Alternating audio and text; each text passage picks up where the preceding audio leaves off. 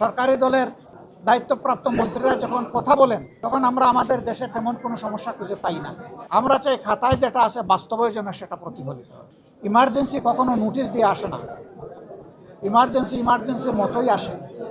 Emergency যখন আসে তখন স্বাভাবিক কাজকাম কিছুটা স্থগিত করে দিতে হয়। ইমার্জেন্সিকে প্রায়োরিটি দিয়ে এই দিকেই সব কিছু অ্যাটেনশন দিতে হয়। আমরা সংসদে অনেক কিছু শুনি, সরকারি দলের দায়িত্বপ্রাপ্ত মন্ত্রীরা যখন কথা বলেন তখন আমরা আমাদের দেশে তেমন কোনো সমস্যা খুঁজে পাই না, কিন্তু সমাজের কাছে যখন যাই দেখি আমরা সমস্যার পাহাড় জমে আছে।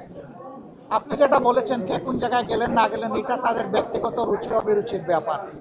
তবে আমাদের পজিশন হচ্ছে রুম পড়লে নির্ব হয়ে আমরা বাঁশি বাজাবো না। আমরা যখন রুম পড়বে তখন সেই আগুন নেভানোর চেষ্টা করব, এটাই আমাদের অগ্রাধিকার হবে ইনশাআল্লাহ।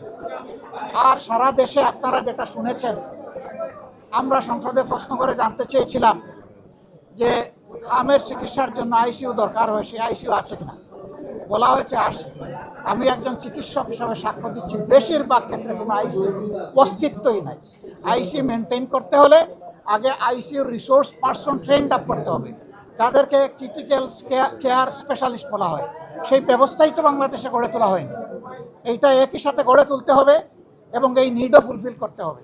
এই ধরনের অনেক কিছুই বাস্তবে নাই, কেতাবে আছে, খাতায় আছে। আমরা চাই খাতায় যেটা আছে বাস্তবের জন্য সেটা প্রতিফলিত হয়।